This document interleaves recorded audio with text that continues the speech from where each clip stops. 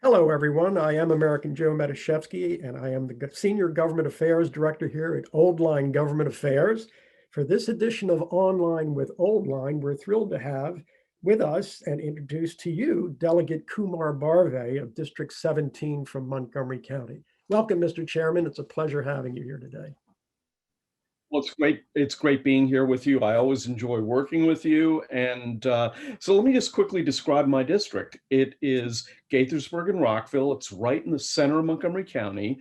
It is a moderate to liberal Democratic district. And we are even split to the point that the Gaithersburg portion is in Congressional District number 6, which is David Trone, and the Rockville portion is in Congressional District number 8, which is Jamie Raskin. So we're kind of in the middle of Montgomery County in more ways than one.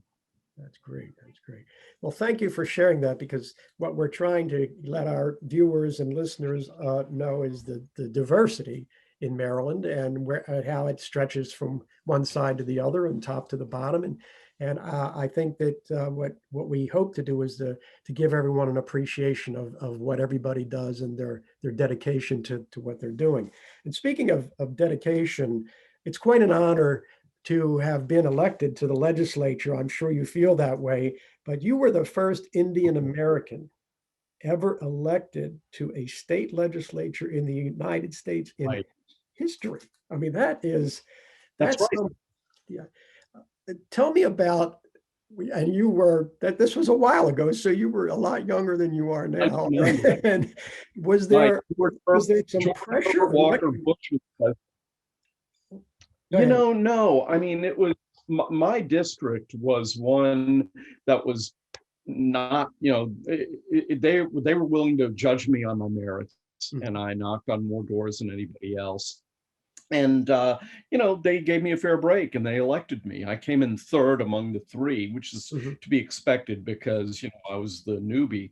But yeah, it was. I've always been really treated very fairly by the people who live in my district, and I'm very thankful to them for that. Right. Well, your longevity in the legislature testifies to their trust in you. You were for quite some time the majority leader of the House. Just give us a Right. profile of your role as majority leader. Well, first of all, the speaker was my mentor and good friend, the late Mike Bush, and he was a very strong leader. I learned a hell of a lot from him. Every day I worked with him, I learned from him.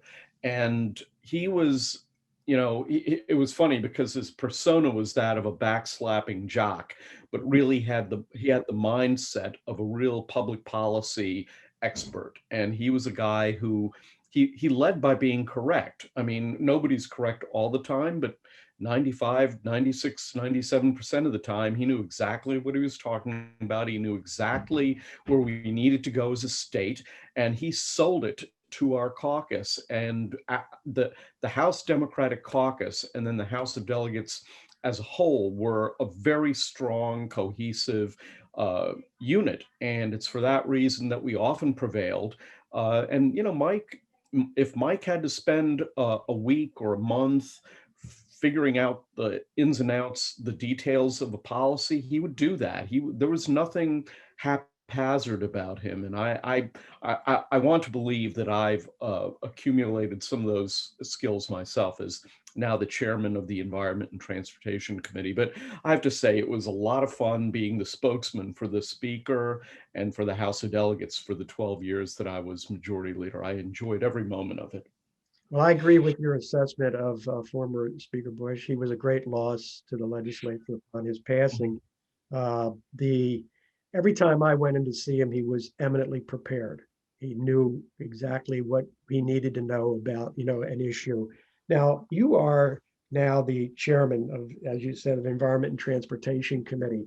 That, I guess, elevation, if you will, because both of these jobs that you had required you to be on the floor in front of the other 147 legislators just on a daily basis. What's the difference? What's the main difference between being the majority leader and being chairman of your committee? So majority leader is really a spokesman type position. I mean, a vote counting and a spokesman type position, being the chairman of a committee is a little bit like being the mini speaker of 1/6 of the House of Delegates. We have 6 committees in the House of Delegates. They are balanced as to party affiliation. They are balanced as to geography and gender and race. And so the idea is that each of these 6 committees has to replicate the entire House of Delegates as a whole.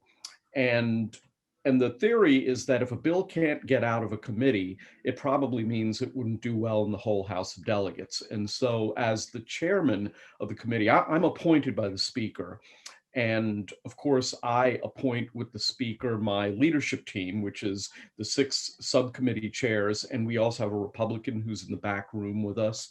And, you know, the decision-making process is complicated. It's because on the one hand, I have to know what the members of my committee want. I need to know what the entire House of Delegates wants to see as an outcome. And oftentimes there are differences, and I have to balance those things. I mean, some people think that committee chairs are dictators. We're really not. And nobody in the legislature is a dictator, no matter how smart or powerful they are. We have to keep in mind the interests of all of the diverse people. And so, you know, oftentimes the Republicans will feel it's unfair because they're in the minority and they don't get what they want. But then on the other hand, the far left wing of the Democratic Party feels it's unfair because, you know, the Democrats are in the majority, but they don't always get what they want. That's a consequence of attempting to find that happy medium to achieve that balance. And Joe, you remember this from when you were a state senator. You were always, you know, you saw the ebb and flow of opinion and policy based on where the center of gravity, political center of gravity of the House, of the Senate was. And it's the same thing in the House of Delegates. The legislative process is one that is designed to find what the political center of gravity is. And as a chairman, that's my job. Right. Well, you have a lot on your plate as a chairman, but let me ask you a personal question about your own goals legislatively. Is there something in the near future that you would like to accomplish that you're either tinkering with or working on now? Well, you know, the one issue that I care the most about is global climate change. And I've been working on this issue area for 20 years. And we've come a long way in Maryland, but we have so much more to do. And, you know, I have always wanted to find the balance point between a public policy that addresses the problem while at the same time not being too expensive for consumers or businesses. Because, you know, I think a lot of environmentalists take the position of it doesn't matter how much it costs, we have to do it. But the problem is that if we take that attitude, then nobody is going to follow us in the rest of the United States. I mean, Maryland leads by example by doing things that are both environmentally and economically sustainable. I mean, one good example of this actually is back in the early 90s, the hot topic, which I was also involved in, was getting rid of pre-existing condition limitations. And we actually did that in 1993. But we had a bill that we passed in the House and in the Senate, which was very progressive, but it wasn't maximally progressive. It didn't go all the way out to the left. And we were criticized by some advocates for that. And they said, you know, New York State has done something that's really progressive and they've really gone the whole way. But what ended up happening is the insurance market ended up collapsing in New York because they didn't calibrate their policy well enough. They ended up replicating what we had done in Maryland. And the Maryland solution for getting rid of pre-existing condition limitations ended up being copied all throughout the United States. And then eventually the Kassebaum-Kennedy bill, which was a US Senate bill, ended up being enacted. And basically what it did is it took the solution that was crafted by then Chairman Cass Taylor and his committee, the Economic Matters Committee. That solution is now a part of national American law, and it was incorporated into Obamacare. And so this is an example of where by finding the right balance point, you can be a national leader. And that's what I think the role of a chairman is. That's what I feel my role is. Mm-hmm. Is there anything that you see about yourself promoting or pushing? I'm not saying that you expect to have something nationwide as Cass Taylor No, did. why not? No, actually, we've enacted policies that have been adopted nationwide. I mean, Maryland's policies with respect to um, having more renewable energy is a policy that I was I was able to help enact in 2003 by Mhm. getting the support of not just the Democrats, but then Republican Governor Bob Ehrlich agreed with it. And a lot of the policy elements that we implemented in 2003 Mhm. were subsequently copied by other states. And now the Biden administration, in his Green New Deal package, is looking at a lot of the reforms that we enacted a long time ago. So actually, yeah, I mean, we've been passing policies in Maryland that have been adopted throughout the United States of America. And then if you get enough states to do something, then you can drag the federal government right alongside with you. And that's the way it happens in this country. That's right. Well, you've had an interesting career, and the positions of leadership that you've had have been those where you get to talk a lot and you get to get your point across. And obviously, you're very good at it. I enjoyed coming to your district, by the way. I really do like Okay. Gaithersburg. Good restaurants, good food, things like that. And nice lawns, I might add. So Yeah, you're. there we go. Business Council strikes again. So before we leave and wrap it up, Mhm. could you tell our viewers and listeners one unique thing or fun fact about yourself? Unique and fun fact about myself. Well, I mean, I think that for me, what I like to do is I like to draw inspiration oftentimes from just listening to everything, whether it's science fiction, whether it's the latest reports on renewable energy. I'm one of these guys who really believes that the future is known.